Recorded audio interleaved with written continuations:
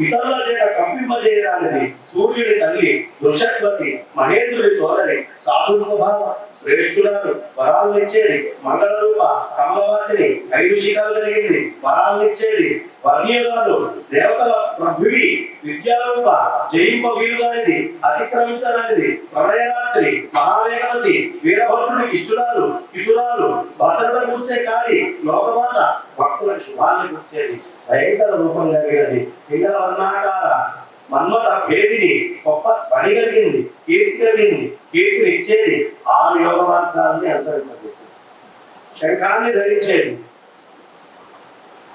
షణ్ముఖి అంటారు అందుకని అమ్మవారు భూచరి ఖేచరి మత్స్యమ షణ్ముఖి శాంభవి ఈ అమ్మవారి విద్యల్లో షణ్ముఖి అనే ఒక విద్య అందుకని 6 యోగ మార్గాలను అనుసరింపజేసేది శంఖాన్ని ధరించింది కమలం కలిగింది సాంఖ్య రూప సాంఖ్య యోగాన్ని ప్రవర్తింపజేసేది చైత్ర రూప సంవత్సరాన్ని అధిరోహించేది లోకాన్ని పూర్ణంగా ఉంచేది వజస్వరూపిణి శంభుడనే రాక్షసుని శత్రువు ఆకాశచరి స్వత్తురాలు శంఖం వంటి కంఠం కలిగింది హరిపురుషుని ఇష్టురాలు పక్షి ధ్వజంగా కలిగినది పక్షి వాహన వరాహ రూప కోకలమాల ధరించేది ఐశ్వర్య రూపంలో ఉండే పద్మం నివాసంగా కలిగింది కొన్ని చోట్ల కోకలమాల ఇస్తారు ఈ కోకలమాల ఎక్కడి నుంచి వచ్చిందంటే కోకలమాల ధరిస్తుందని ఇక్కడ స్పష్టంగా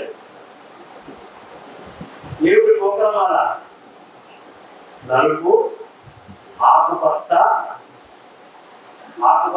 తెలుపు కలిసి ఎరుపు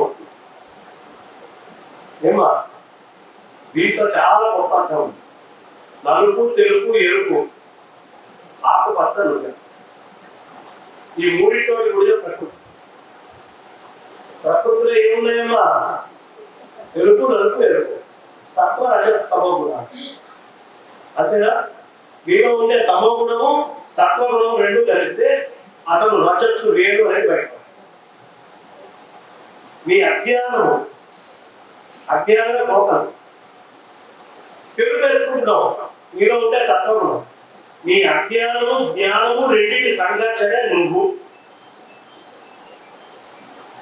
అదే తమలపాకు సంసారంలో మొగుడికి వెళ్ళడం రోజు ఇవ్వాలి ఇదేరా ఈ రెండింటి రాపిడే సత్వరజస్తమ గుణాలనే మనం వస్తుంటాం ప్రతిరోజు భోజనం కానీ భర్త ఇవ్వాలి ఎందుకయ్యా అంటే తాంబూలం భర్తకి ఇవ్వడం వాళ్ళు తినడం అనేది సంప్రదాయం మా గృహస్థులు ఖచ్చితంగా చేయాలి మర్చిపోతున్నారు తాంబూల చర్వణం చేస్తే పెళ్ళైనటువంటి వాళ్ళకి ఎముకల్లో కాల్షియం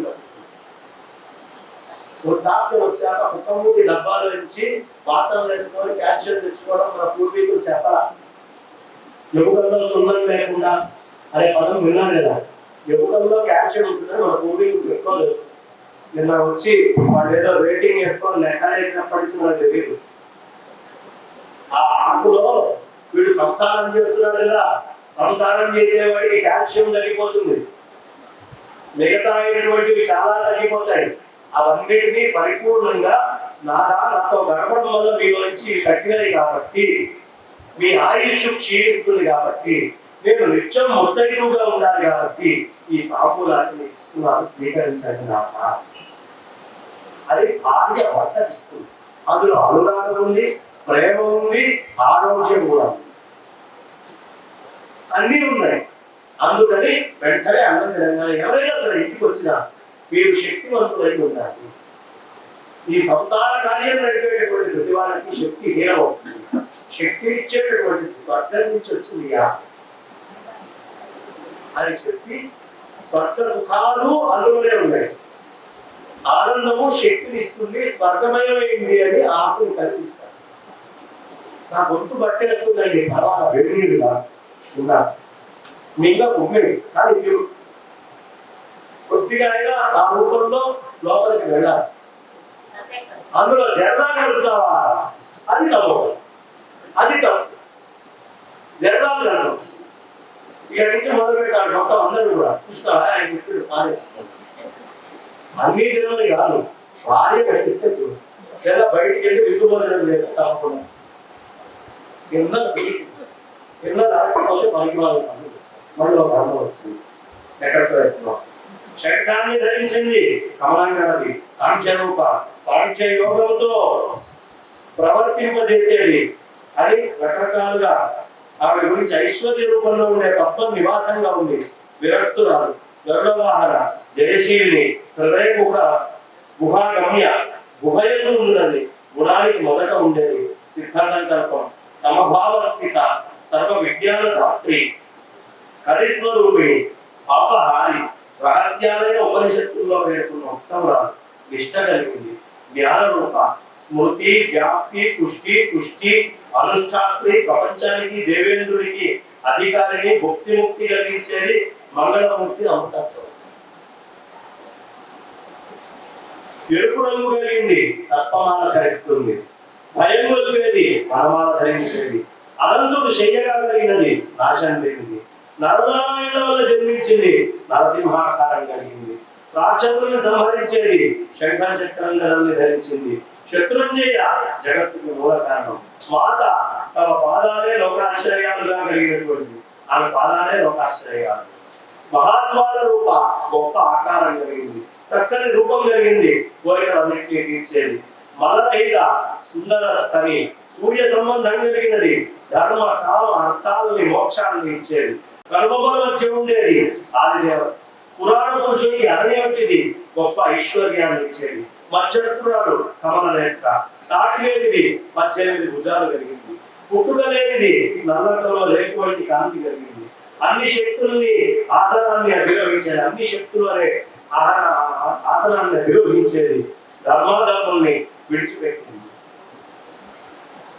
వైరాగ్య రూప జ్ఞానం ఆసక్తి కలిగింది, కాంత్యతిశయ, ఇంద్రియాతీత, విచిత్రమైన గహన వాధారంగా కలిగింది, శాశ్వత స్థానంలో ఉండేది, స్థానాలన్నిటికీ ఈశ్వరి, ఆనందానికి అతీత, శ్రేష్టమైన త్రిశూలాన్ని ధరించింది, సమస్త దేవతారూపిణి, దేవత, వరాలిచ్చే దేవత, దేవగణాలకు తల్లి, పర్వతపుత్రి, నిశుంభుణ్ణి కూల్చింది, పత్రాన్ని సైతం ఆహారంగా గ్రహించింది, అవర్ణ, వర్ణ, ఏ రంగు లేనిది, 3 రంగులు గలది, ప్రాణులకు జన్మనిచ్చేది, ఎన్నో వర్ణాలు కలిగింది, ఇతరుల ఆధీనంలో లేనిది, శుభాలనిచ్చేది, ప్రశాంత మానస, వంశం లేనిది, గోవులు గలది, సంరక్షిణి, రహస్యమైన ఆకారం గలది, గుణాధిక, గోవు రూపంలో ఉన్నది, వాక్కు, పంచగవ్య ప్రీతి గలది, గుణత్రయ సంబంధిని, ప్రపంచే నమస్కరింపబడినది, సత్యభావ రూపంలో ఉంది, సత్య ప్రతిజ్ఞ గలది, 3 సంధ్యల స్వరూప విభాగం లేనిది, అన్ని వాదాలకి ఆశ్రయం. ఎవరు ఏ వాదం వాదించినా శక్తితోనే వాదించాలి, ఏ వాదమైనా శక్తి అన్నమాట. కోట్లలో అట్లా ఉంటుంది, శక్తి రకరకాలుగా కనిపిస్తూ ఉంటుంది. గణాయ్య వాడు కోర్టుకి వెళ్ళాడు, వీడు నన్ను చచ్చెట్టు కొట్టాడండి అని చెప్పాడు. కొట్టేవా? కొట్టానండి. జడ్జిమెంట్ ఇవ్వాలి, చర్చ కూర్చున్నాడు. మీకు నేను 1000 రూపాయలు జరిమానా వేస్తున్నా, వాడి కొట్టినందుకు వాడికి అన్నాడు. వాడు కిందకి దిగాడు, చార్జ్ పెట్టి 2వ చెంప మీద కొట్టి 2000 నోట్లు చేతిలో పెట్టి చిల్లర లేదన్నాడు. ఇవాళ తీర్పులు అలా ఉన్నాయి. శక్తి అనేటటువంటిది ఎటు నుంచి ఎటు మారుతుందో తెలియదు, విచిత్రమైనటువంటి శక్తి. వీడి లోపల ఆ బుద్ధి శక్తి వచ్చింది. ఇన్ని రోజులు కోర్టు తిరుగుతావా, 2 రోజులు కొడతా, కొడితే నీకు ఇచ్చేది 1000గా 2000 వచ్చుకోవచ్చు, ఇలా తిరుగుతాడు. అలాంటి పరిస్థితి. శక్తి మనతో ఆడే ఆటగా. శక్తి ఆడే ఆట ఏంటో తెలుసా? మనము ఒక శక్తి నుంచి ఏదో దోషం వచ్చింది అని వెళ్ళి ఇంకో శక్తిని ఆచరిస్తాం, అక్కడ ఏదో న్యాయం అవుతుంది అనుకుంటాం. దీన్నంతా కూడా క్షుద్ర శక్తి అంటాం. ఈ శక్తిని క్షుద్రంగా నువ్వు వాడినప్పుడు నీకు న్యాయం జరిగినట్టుగా ఒకటి వస్తుంది. చాచి పెట్టి దౌడ మీద 2వది కొట్టి మళ్ళీ అధికమైన ఫలాన్ని ఇస్తుంది. అలా కొట్టించుకొని ఫలితాలను తీసుకోవడమే క్షుద్రం. కాబట్టి శక్తి ఆరోపణలో కూడా వస్తుంది. నేనేదో కథ చెప్పానంటే ఆ కథ అక్కడ ఏదో దానికి కాదు అంటాం. ఎవరు వామాచారాన్ని తీసుకోకూడదు. వామాచారంగా శక్తిని ఎవరైనా పట్టుకున్నాడంటే వాడు కొన్ని బాధలు వాడికి వెంటనే వస్తాయి. చాలా గొప్పదైన ఆనందం అనే తీర్పు కల్పించినట్టు ఉంటుంది. 2వ దౌడ బట్టి మళ్ళీ ఇస్తున్నారు. కాబట్టి ఎవడు శక్తి ద్వారా ఎక్కువ ఆనందించాలని వామాచారానికి వెళ్తాడో వాడు తర్వాత ఎక్కువ కష్టాలు, ఎక్కువ బాధలు. శక్తి ఏ రూపంలో మారుతుందో తెలియదు. అందుకని ఆవిడ రూపాంతరం చెందినప్పుడు భరించలేదు. ఆవిడ సాత్విక కార్యక్రమం శుద్ధ సత్వంగానే నడుచుకో. తమోగుణంలో శక్తి దగ్గరికి వెళ్ళావంటే నీకు ఆనందాన్ని ఇస్తుంది. అప్పుడు ఆనందంగా ఉన్నట్టుగానే ఉంటుంది. ఇదే సంసారం. రమ్మన్నా పొమ్మన్నా రంగు బొంకులా, అంతే కదా. రమ్మన్నా పొమ్మన్నా వాడు తత్వం బాడుతున్నాడు. ఏమిటో వీడు బాడుతుంది. రమ్మన్నా పొమ్మన్నా రంగు బొంకులా. రావడం శుక్ల శోభితమై కలిసి లోపలికి వస్తున్నాడు. ఈ విద్యా ప్రపంచమే సత్యము అని బొంకు తోడిపోతున్నాడు. రావటం పోవడం అనేది రంగు బొంకులాట. రంగుతోటి వస్తున్నాడు, సత్యాన్ని తెలుసుకోలేక బొంకుతోటి పోతున్నాడు. ఇదే జీవితం. కాబట్టి రంగుతోటి వచ్చామని గుర్తుంచుకో. అక్కడ కూడా శక్తి వల్లే ఉద్భవించామని గుర్తుంచుకో. ఆ శక్తి నీలోకి వచ్చిందని గుర్తుంచుకో. ఈ శక్తి ఆత్మ వైపు వెళ్ళాలి, బొంకు వైపు కాదు. మాయ వైపు వెళ్ళకూడదు, సత్యం వైపు వెళ్ళాలి. ఉత్తర వాహినిగా తిరుగు. ఎటు నుంచి వచ్చావు అటువైపు తిరుగు. అది చెప్తూ ఉన్నాను. ఇక మరొక సుందర స్థలి సూర్య సంబంధం కలిగి కర్మ కామ అర్థాన్ని మోక్షాన్ని ఇస్తుంది. కాబట్టి ఈవిడ అన్ని శక్తులని ఆసనాన్ని అధిరోహించి ధర్మాధర్మాన్ని విడిచిపెట్టిందయ్యా. ఈవిడ అన్ని వాదాలకి ఆశ్చర్యమైన జ్ఞానస్వరూపిణి. సాంఖ్యయోగం నుంచి పుట్టింది. సంఖ్య కందనిది, తెలియరాని పరిమాణం గలది, శూన్య రూప, శుద్ధమైన కులంలో జన్మించింది. విద్యునాదానికి ఉత్పత్తి స్థానం. శూన్య రూప ఏమండి, బుద్ధుడు శూన్యవాదం చెప్పాడు కదండి. ఆ పరమాత్మ యొక్క శూన్య శక్తిని కూడా ఆయనే చెప్పాలి పరమాత్మ. అందుకే అవతారాన్ని ఎత్తి అక్కడ శూన్య శక్తిని చెప్పాడు. పూర్ణ శక్తిని కూడా ఆయనే చెప్పాలి. శంకరాచార్యులు వచ్చి పూర్ణ శక్తి. బౌద్ధులు వాళ్ళందరూ ఈ ప్రపంచం అంతా శూన్యం అంటారు. శంకరాచార్యుల వారు పూర్ణం. ఇంతే తేడా. వాళ్ళు శూన్యం అన్నారు. ఈ శూన్యం అని శంకరాచార్యుల వారు దేన్ని ఖండించారో ఇవాళ మిగతా సంబంధించిన వాళ్ళందరూ శంకరాచార్యుల వారు శూన్యం అని చెప్పాడండి, శూన్యం అని చెప్పాడండి. శూన్యం అని చెప్పాలా శంకర? పూర్ణం అని చెప్పి. నువ్వు పూర్ణం చూడకుండా సగమే చూస్తే మిథ్యరా. పూర్ణమైంది సత్యం. నువ్వు సగమే చూసి ఇదే సమస్తం అనుకుంటే ఇది మిథ్య. బ్రహ్మ సత్యం, జగన్ మిథ్య. అది శంకరాచార్య వారు. కాబట్టి శాస్త్రాలకి మూల కారణమైనటువంటి తల్లి. ఇక నారాయణ సంబంధి మనుష్యులకు ఉత్పత్తి స్థానం. వెన్నెల లింగాన్ని ధరించేది. అమ్మవారు ఏం ధరిస్తుంది? లింగాన్ని ధరించేది. లింగం అంటే గుర్తు. లింగం అనగానే మళ్ళీ మనమందరం శివలింగాన్ని అండి ఆది అది కాదు. లింగమే శివుడు, లింగమే విష్ణువు. ఏమిటయ్యా? పరమాత్మ తత్వానికి గుర్తు. అది ఆత్మతత్వ గుర్తు. నీకు నిరాకారం కనిపించట్లా. ఆ కనిపించాలి అంటే ఒక గుర్తు కావాలిగా. శక్తే ఆ నిరాకారం నుంచి శక్తి వస్తున్నది. లింగము అంటే చైతన్యము గుర్తు. ఆ గుర్తు ఎవరయ్యా? ఆత్మతత్వానికి అమ్మవారే. ఆ గుర్తు నుంచి ఆత్మతత్వానికి. నీకు ఈ ఫలానా ఊళ్ళో ఫలానా చోటుకి వెళ్ళాలి అంటే అక్కడ ఏదైనా గుర్తు ఉండాలి. పొద్దున్నే మీరు సుందీళ్ళకి వెళ్ళడం వల్ల అరగంట ఆలస్యమైంది. సుందీళ్ళకి వెళ్ళేటప్పుడు గుర్తు పట్టలేకపోయాం. దారి కొంచెం ఇటు అటు తిరగాల్సి వచ్చింది, కాస్త పక్కకి వెళ్ళాల్సి వచ్చింది. మళ్ళీ తిప్పుకున్నాం. సగం మా తప్పు, సగం గూగుల్ తప్పు. ఇద్దరం గుర్తించలేకపోయాం. కాబట్టి ఈ గుర్తించలేకపోవడం అనే దాని వల్ల సరైన ప్రదేశానికి వెళ్ళలేదు. కానీ మళ్ళీ ఎవరినైనా అడిగి గుర్తున్న వాడి ద్వారా తెలుసుకుంటే అక్కడికి వెళ్తాం. ఆత్మతత్వానికి గుర్తు ఎవరు? శక్తి. ఆ శక్తిని పట్టుకుని ఆత్మతత్వానికి. ఇది తెలుసుకోవాల్సినటువంటి విషయం అని చెబుతూ లింగం ధరిస్తుందండి అంటే గుర్తుని ధరించేది ఆవిడ. ఆ గుర్తు రూపంగా జరిగింది. భజ అంటే ఏమిటో తెలుసా? ధరించువాడు. భజ ధరించడం. భజ గోవిందం. గోవిందం అంటే ధరించు అంటే నీ నిజాత్మతత్వాన్ని నువ్వు ధరించరా. భజ అంటే ఇక్కడ కూర్చొని చప్పట్లు కొట్టి భజ గోవిందం భజ గోవిందం అని అరవమన్నాడు కాదు. గోవిందుని ధరించు. నువ్వు గోవిందుడిగా. గోవిందం భజ మూఢమతే, మూఢమైన మతి కలిగిన వాడే కాబట్టి గోవిందుడిని ధరించు. ఇది మూఢుడిగా చెప్పాడు, మూర్ఖుడికి కాదు. మూఢుడికి మూర్ఖుడికి తేడా ఏంటంటే చెబితే వినేవాడు మూఢుడు, చెప్పినా వినేవాడు మూర్ఖుడు. అందుకనే ఈ పూర్వ పురాణి నాస్తికుడికి చెప్పకండి. నాస్తికుడు ఎవరు?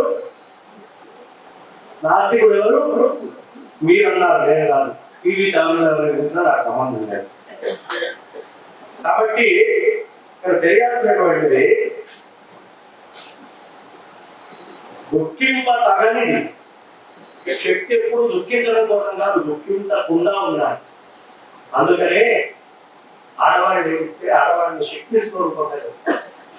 నటిస్తుందా వీళ్ళకేమో కూడా సిద్ధంగా ఉంటుంది. ఏడవకుండా శక్తిని కూడా ఎక్కడైతే మగవాడితోటి వాడికి ఏడుపు రాదు. లోపల ఏడుకుంటుంది, బయటికి చూపించుకోలేడు. కావాల్సినంత ఏడుకుంటుందండి మగవాడికి, లోపల బయటికి ఏడవలేడు. ఎలా ఏడవలేదండి నా పరిస్థితి. కానీ తక్కువని ఏడుస్తారు, శక్తి ఎప్పుడు ఏడవదు. కానీ అదే వాళ్ళ ఆయుధం, అదే వాళ్ళ ఆయుధం.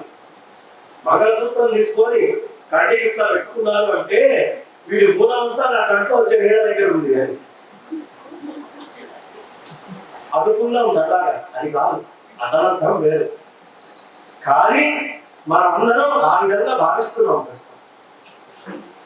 భర్తకి దుఃఖం కలగకుండా చూడడం భార్య యొక్క పని, భార్యకి ఏడుపు రాకుండా చూడటం భర్త యొక్క పని.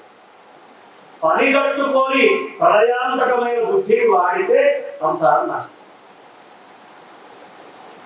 వాళ్ళ బుద్ధి 100 రకాలుగా తిరుగుతుంది, తిరగనీకుద్దా. భర్తకి దుఃఖం రాదు. భార్యాభర్తలకి ఈ మహజీవన హేతురాన్ని మంగళసూత్రం కట్టంలో ఎందుకు కట్టారు? ఈ పైనంతా జ్ఞానేంద్రియాలు, ఈ కింద కర్మేంద్రియాలు. దీంట్లో ఒక కర్మేంద్రియం వాక్కుగా బయటకు వచ్చింది అంటే దీన్ని దాన్ని కలుపుతుంది. ఒక జ్ఞానేంద్రియమైన చర్మం కిందకు వచ్చింది, దాన్ని దీన్ని కలుపుతుంది. ఈ ఇద్దరు పైన జ్ఞానేంద్రియ కర్మేంద్రియాన్ని కలుపుతున్నటువంటి కంఠ భాగం లాగా తెలుసుండాలి. ఆయన మనస్సులో ఉంది, ఈమె నోటి నుంచి బయటికి రావాలి. ఈమె మనస్సులో ఇచ్చింది, ఆయన నోటి నుంచి బయటికి రావాలి. పెళ్లికి ముందు విషయాలు అయిపోయిన 60 ఏళ్ళు ప్రయోజనం అవుతుంది. అలా రావాలి, అలా ఉండాలి. కానీ 60 ఏళ్ళు వచ్చిన తర్వాత చెట్టు వస్తుంది. ఈ విధమైన భక్తి ఇలా కలిసి ఉండాలనే భావన వస్తుంది. కానీ పతివ్రతలు ఎవరయ్యా అంటే పెళ్ళైన నాటి నుండి ఈ సిద్ధాంతాన్ని పట్టుకొని పెట్టారు. ఎవరు వాళ్ళు? ఏకపత్ని వ్రతులు ఎవరయ్యా అంటే మొదటి నుంచి తన భార్యకి దుఃఖం కలగకూడదు అని గడుపుతూ వెళ్ళారు. మేమిద్దరం కలిసింది దేనికోసం? ఈ శక్తిని ధర్మాన్ని పొందడం కోసం ప్రయోజనంగా వాడటానికి ఈ సమాజంలో మేమిద్దరం కలిసాము. లేకపోతే వాడేవాడు లేదు. ఈ జన్మకు వాడు, ఈ జన్మ కలిసాను కదా, ధర్మాన్ని ఆచరించుకుంటాడు. వాడు ధర్మాన్ని తప్పాడండి, నువ్వు ధర్మాన్ని తప్పక్కడా, నువ్వు ధర్మాన్ని ఆచరించు. ఆవిడ ధర్మాన్ని తప్పిందండి, నువ్వు ధర్మాన్ని తప్పక్కడా, నువ్వు ధర్మాన్ని ఆచరించు. ఆవేదో రోజు ధర్మం తెలుసుకుంటుంది, వీడేదో రోజు ధర్మం తెలుసుకుంటాడు. ఒక్కసారి పెళ్ళైతే విడాకులు ధర్మం ప్రకారం, చట్టం ప్రకారం. అది చట్టము మనకి ఇచ్చినటువంటి సౌలభ్యము, అందరి ఆనందం సుఖం కోసం ఈ భౌతికమైన ప్రపంచంలో కావాల్సిన దాన్ని ఇచ్చారు. పారమార్థిక ప్రపంచానికి లేదు. ఒక్కసారి బుద్ధి నాకు వచ్చి ఈ శరీరం వచ్చింది అంటే ఈ బుద్ధి నుంచి ఈ శరీరం తీసేస్తానండి, కొత్త బుద్ధి తీసుకొచ్చి పెట్టుకుంటాను అంటానికి లేదు. ఈ బుద్ధే మారుతుంది. ఈ బుద్ధి, ఈ ఆత్మతత్వం ఎట్లాంటిదో వివాహం అట్లాంటి ఏమి మారేది. అందులో మీరు వేదాంత పరంగా చెప్పారమ్మా, భౌతికంగా అవసరం వాడు ప్రచారం చేసుకోవచ్చు. విడాకులు ఉన్నాయో లేవో నాకు తెలియదు, కానీ ఆధ్యాత్మిక విడాకులు మాత్రం లేదు. బుద్ధికి ఆత్మ నుంచి విడాకులు లేదు. ఆత్మలో లయమైపోయి విడాకులు లేదు, లయమైపోవడం. లయం కాలేదా నరకం చూసుకోవాలి. లయం ఎందుకు కాలేదయ్యా? పరమేశ్వరుడు తప్పండి ఈ జన్మకి ఇచ్చాడు. వాడి బుద్ధి తప్పండి, వాడు నన్ను అర్థం చేసుకోవట్లేదు. ఇద్దరు ఒకరి మీద ఒకరు చేసుకుంటారు. ఇది పరమేశ్వరుడి తప్ప, బుద్ధి తప్ప. ఈ బుద్ధితోటి పరమేశ్వరుడిని చూడండి నీ తప్పు, ఈ బుద్ధిని ఇచ్చిన పరమేశ్వరుడు. వాడు అనుగ్రహించలేదండి అని వాడి మీద రెట్టేస్తాం, అంతేనా? కాబట్టి లీలా ప్రమాణంగా వచ్చినటువంటి జీవితం అంటూ ధర్మాన్ని ఆచరించడానికి ఇద్దరు వచ్చారు. రాగాన్ని పెంచుకోవచ్చు. భార్య మీద భర్తకి రాగం పెరగకూడదు, భర్తకి భార్య మీద రాగం పెరగకూడదు. సంసారం ఎలా ఉండాలి అంటే పాయసంలో గరిటెలాగా అవసరమైన రుచినంతా ఇవ్వాలి, ఎంత రుచి కావాలో అంతా ఇవ్వాలి, దాన్ని నట్టకుండా. గరిటె పాయసం తింటే ఎవరైనా పెడతాడా? పెట్టడం. ఆ గరిటె పాయసంలోనే ఉంటుంది, కానీ పాయసానికి నువ్వు సంసారంలోనే ఉంటావు. దానికి అవసరమైన రుచులు ఇవ్వాలనే ధర్మం కోసమే ఉండు. దాన్ని ఆస్వాదించడానికి ఉన్నావా? అది బలం కింద మారిపోతుంది కదా. దాని నుంచి బయటికి వెళ్ళాల్సిందే తీసుకుంటే, ఆస్వాదించడానికి లేదు, అంటుకోకుండా ఉండడానికి. అంటుకోకుండా సంసారంలో ధర్మాన్ని నిర్వర్తించండి. భార్యగా భర్తకు చేయాల్సిన ధర్మాలని ఆచరించాల్సింది, భర్తగా భార్యకు చేయాల్సిన ధర్మాలు. ఆవిడ చీరలు కట్టుకోవాలంటూ 4 చీరలు కొనాల్సిందే పెట్టేస్తుంది. ఎందుకు? ఆవిడ ప్రకృతి స్వరూపం. ప్రకృతి పచ్చగా రకరకాలుగా అందంగా ఆనందంగా ఉండాలనుకుంటుంది. దాని నుంచి భర్త ఇవ్వలేదు, నా భర్త ఇవ్వలేకపోయాడు, నాకు ఉన్నదాంతో ఆనందంగా ఉంది. భర్తకి నరకం చూపించి తీసుకోవడం లేదు. ఇద్దరు అర్థం చేసుకొని జాగ్రత్తగా ధర్మంగా. ఇవి సంసారంలో తెలియాలి అందరికి. ఇది తెలియనటువంటి వాళ్ళందరూ సంసారంలో వెళ్తున్నారు, తెలిసిన వాడు సంసారంలో వస్తుంది. అంతే తేడా. తెలియని వాడు సంసారంలో వెళ్తారు, తెలిసిన వాడు సంసారంలో వదిలేస్తారు. అది తెలియనంత దాకా సంసారం, తెలిస్తే సంసారం. కాబట్టి తెలియడం కష్టసాధ్యంగా అదే పేరు. తర్వాత జ్యోతిష్ఠోమయ ఫలప్రదాతి, గొప్ప నిద్రకు జన్మకారణమైంది, నిద్ర లేనిది, సత్యమైన దేవత. ఈ విధంగా అమ్మవారిని అనేకమైనటువంటి రూపాలతో ఇంకా పొగుడుతూనే వెళ్తున్నారు. నేను కొంచెం కుదించి ఇది మొత్తం మీరు చదువుకోండమ్మా. పూర్వ పురాణంలో 12వ అధ్యాయం ఇంటికి వెళ్ళి శ్రద్ధగా చదువుకోండి. నేను వాసన చూపించా, రుచి చూపించా. కొంచెం ఆ రుచి ఉన్నటువంటి వాళ్ళందరూ అమ్మవారి నామాలు చాలా విశేషంగా అనేకం చెప్పబడినాయి. కాబట్టి అవి చూద్దాము అని చెబుతూ ఇక హిమవంతుడు అడుగుతున్నాడు, ఇన్ని రకాలుగా చెప్పావు, ఈ రోజు నా జన్మ ఫలం ఫలించి సఫలమైంది, నా తపస్సు ఈ రోజు సఫలమైంది.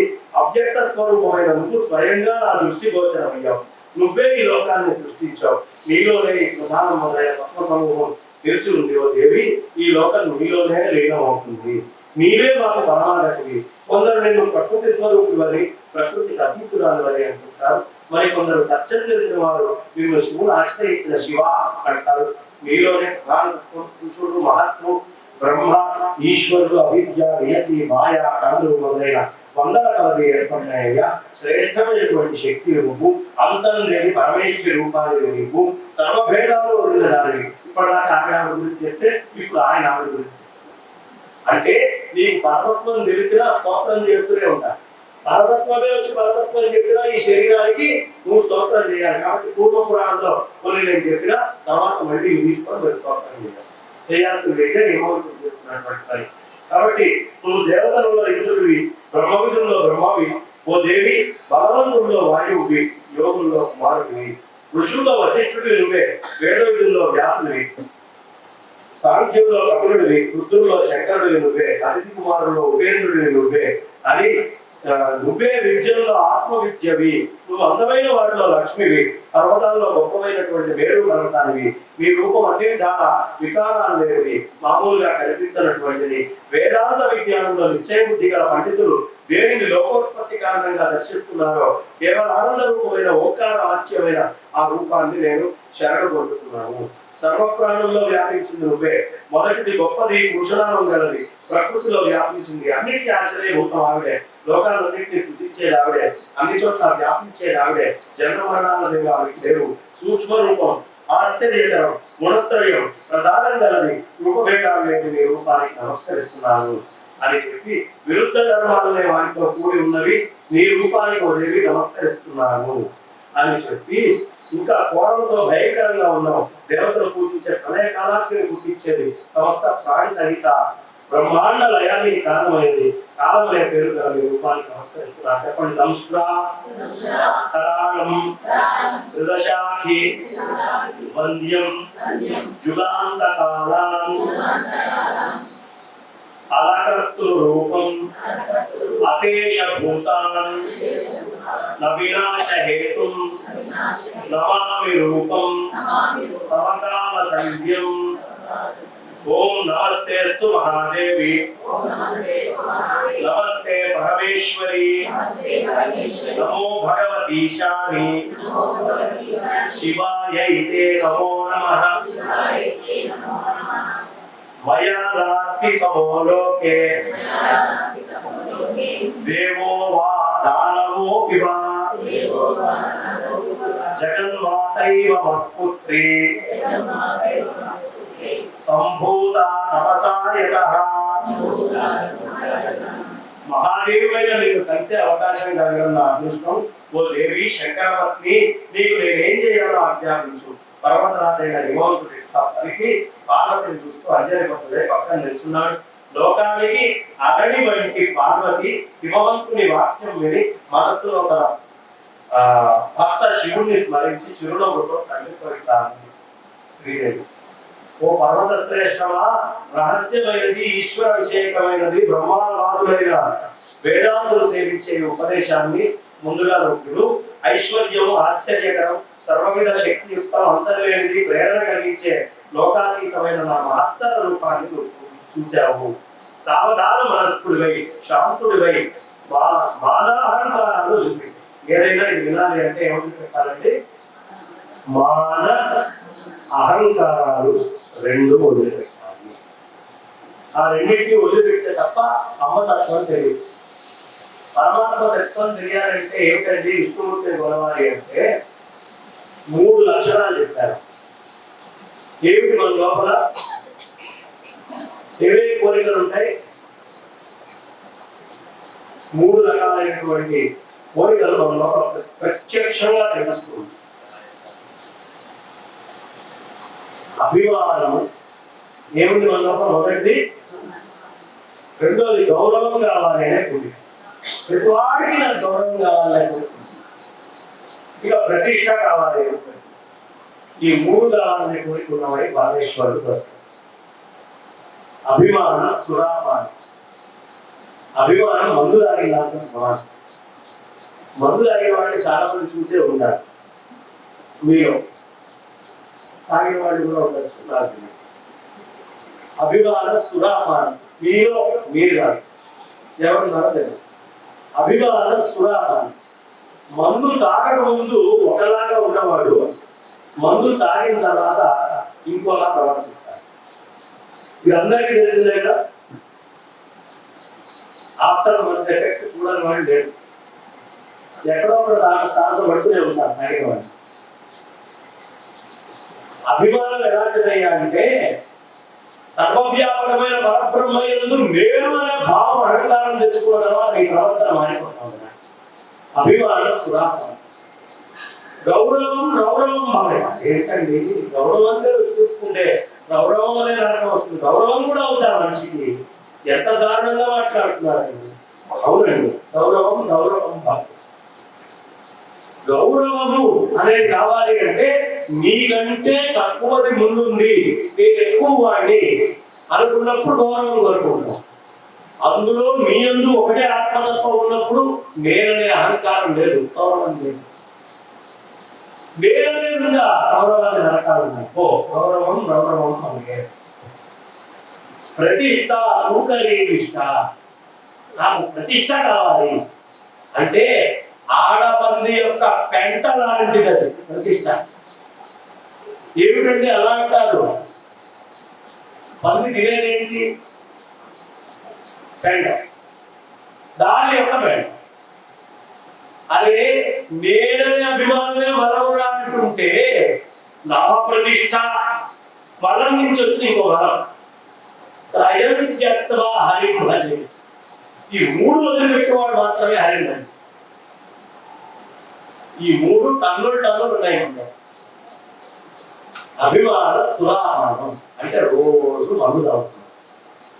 మందు తాగేవాడే కాదు, నేను అనేవాడు మందు తాగేవాడికి సమానం. వాడిని గుట్టకండి, వాడికి పొరపాటు తాగితే ప్రపంచాలు రావచ్చు. వేదాంతం చెప్తారు కొంతమంది దాన్ని. నువ్వు తాగుతున్నది విషయమే. అభిమానం అనేటటువంటి సురాపానం, గౌరవం అనే గౌరవాన్ని కోరుకుంటున్నాం, ప్రతిష్ట అనే పంది బలాన్ని తిన్నాను. ఈ మూడు వదిలిపెట్టు హరిని కల్పించు అని చెప్తున్నారు. కాబట్టి పర్వతరాజా ధ్యాన కర్మ భక్తి జ్ఞాన యోగాల్లో నేను నీకు పొంద శక్తి రావాలి. ఇతర విధానాలలో కోట్ల కొద్ది కర్మంతో కూడా ఇది అసాధ్యము. వేదాల్లో ధర్మశాస్త్రాల్లో చెప్పిన వర్ణాశ్రమ సంబంధి కర్మని జ్ఞానంతో చేర్చి మోక్షం కోసం ఎల్లప్పుడూ ఆచరించు. ధర్మం వల్ల భక్తి ఏర్పడుతుంది. పరమాత్మ తర్వాత ధర్మం. ఎవరో ఆయన కృష్ణ అడిగారు సమాధానం, ఆయన రాలేదు వాళ్ళ, అయినప్పటికీ సమాధానం భక్తితో పరమాత్మ జ్ఞానం జరుగుతుంది. వేదాలు ధర్మశాస్త్రాలు చెప్పిన యజ్ఞాత్మకమే ధర్మము. వేదం వల్ల ధర్మం ప్రకాశిస్తుంది, ఇతరాల వల్ల అది జరగదు. నాణ్యతో జాయతే ధర్మో నాణ్యతో జాయతే ధర్మో వేదాధర్మో హి నిర్బభౌ తస్మాన్ ముముక్షుర్ ధర్మార్థి మద్రూపం వేదమాశ్రయేత్. నా రూపము వేదమురా, దాన్ని ఆశ్రయించు. అందుకనే వేదము వేద స్వస్తి. ఎక్కడ వేదం జరిగినా నోరు మూసుకొని అలా నిల్చొని రెండు చెట్లు పెట్టుకొని అమ్మవారు కనిపించినటువంటి నిరాకార రూపము గుర్తుగా శబ్దస్వరూపంగా బయట. ఎందుకు? పరమాత్మ నుంచి వచ్చిన మొదటి భూతం ఆకాశం, ఆకాశమే శబ్దానికి మూలం. పరమాత్మకు అతి సమీపమైనటువంటిదే గుర్తు, అదే శబ్ద బ్రహ్మము, అది వేదము. వేదోక్తిలో ధర్మమూలం, దాన్ని ఆశ్రయించు ధర్మాన్ని. అది చెప్పండి నువ్వు చేసావా, అది ధర్మాన్ని దాష్టిక అనుభవిస్తావు అని చెప్తూ, వేదం వల్ల ధర్మం ప్రకాశించింది, ఇతరాల వల్ల అది జరగదు. అందువల్ల మోక్షార్థి ధర్మాన్ని కోరేవాడు నా రూపమైన వేదాన్ని ఆశ్రయించాలి.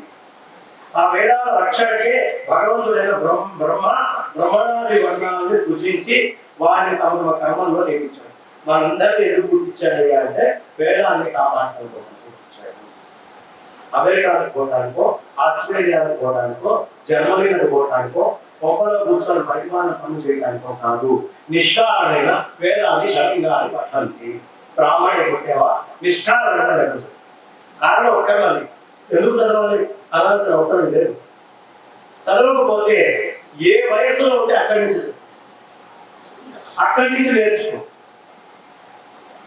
ఎందుకు?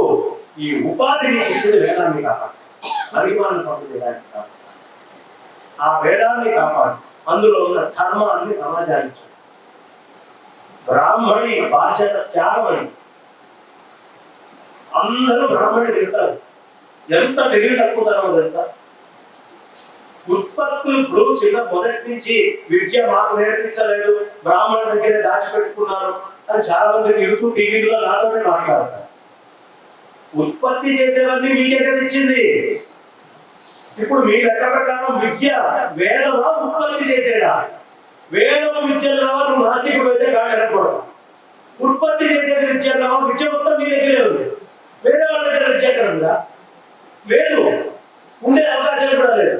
నువ్వు ఏది విద్య అంటున్నావో, దేన్ని విద్య నువ్వు చెప్తున్నావో అది ఇతరులకు ఇచ్చి బీజ రూపమైనటువంటి అంటే విత్తనాన్ని వాడు ఉంచుకొని వృక్షాలు ఫలాలన్నీ సమాజానికి ఇస్తున్నాడు. త్యాగం చేస్తున్నాడు వాడు. వాడు యాచించుకొని బతుకుతున్నాడు, వాడు అడుక్కుంటున్నాడు. ఒకవేళ వాడి లెక్కల మీద నడిస్తే ఇవాళ భూమి మీద ధనవంతులందరూ వాడే కాదు. వాడు ధనానికి ప్రాధాన్యత ఇవ్వలేదు కాబట్టే బ్రాహ్మణుడు. అన్నమయ్యని అరే నా మీద మాట పాడరా, పరిగణాలు ఇస్తాను నీకు, తీసుకోపో. నీ మీద ఎవరు పాడతారా? నన్ను కట్టేసి కొట్టినా నీ మీద పాడ. పాడిన పరమాత్ముడు లేదు, వాడు బ్రాహ్మణుడు. వాడిని పట్టుకొని నన్ను తిరుగుతోంది. ఈ మనుజాతములకు ఇచ్చి పురంబులు ఇవన్నీ తెచ్చుకోవడానికి అదే ఇక్కడ ఉంది. వాళ్ళ రసారసాల నవపల్ల కోమల కావ్య కన్యకం పూలకి ఇచ్చే పడుపు కూడు భుజించుట కంటే సత్కవులు ఆదికులైన నేను ఇవ్వను రాజుకి. వాడు బ్రాహ్మణుడు, వాళ్ళలాను తిరుగుతోంది. ఉత్పత్తి మొత్తం ఎవరి దగ్గర ఉంది?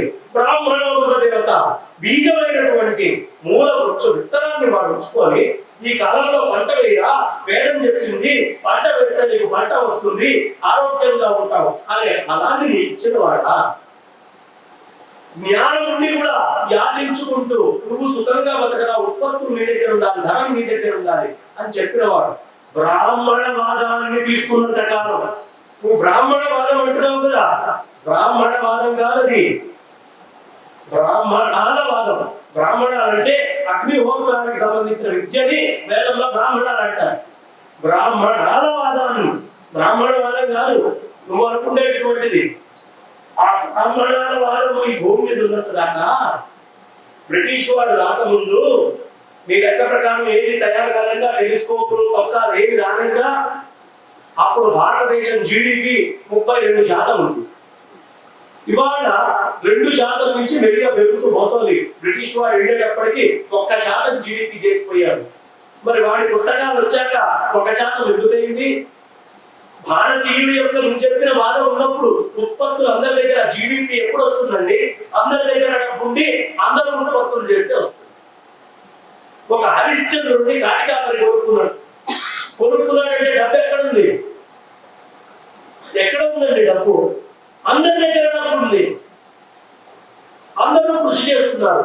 ఉత్పత్తి చేసిన నీ దగ్గర నుంచి ఏ వైశ్యుడైనా సామాను గుంజుకొని పోయాడా? డబ్బులు ఇచ్చి తీసుకున్నాడు. నీ ఉత్పత్తికి గిట్టుబాటు కాకుండా నువ్వు డబ్బిస్తావా వైశ్యుడికి? వైశ్యుడు ఏమో న్యాయం చేశాడు? క్షత్రియుడు ట్యాక్స్ చేసుకొని రక్ష చేయకుండా నువ్వు బతికావా? ఆ వ్యవస్థనే ఇవాళ కూడా నువ్వు నడుపుతావు. ఇదే బ్రాహ్మణవాదమా? అప్పుడు విద్యావంతులై టెక్నాలజీ ఉన్నవాడు అనవసరమైనటువంటి రాగద్వేషాలకు పోకుండా వాడిని వాడు నియంత్రించుకొని న్యూక్లియర్ పవర్లు అన్నింటినీ కాపాడి ప్రిన్సిపల్డ్ గా బతకాలి. ఇది నీకు దోషం కింద కనిపించిందా? కాదండి, బయట పెట్టారు, ఒక పెట్టారు, పంచములనే మాట వేదంలో లేదు.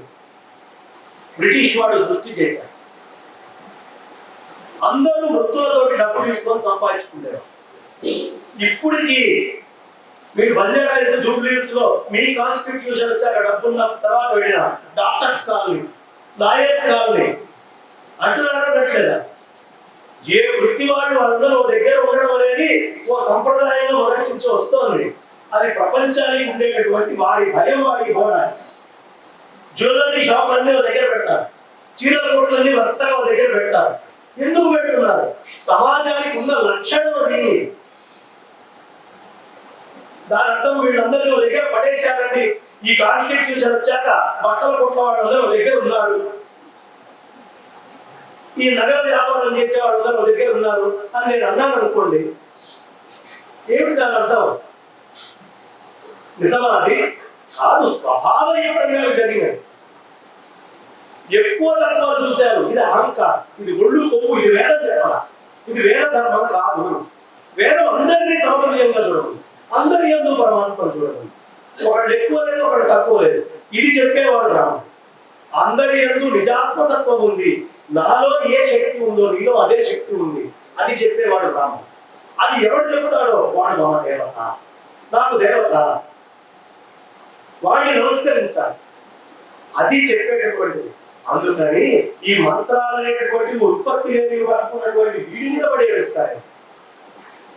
ఈ వ్యవస్థ చాలా గొప్పది, ఈ ధర్మం చాలా గొప్పది. అర్థం చేసుకోగలిగే స్థాయిలో మనం లేవు.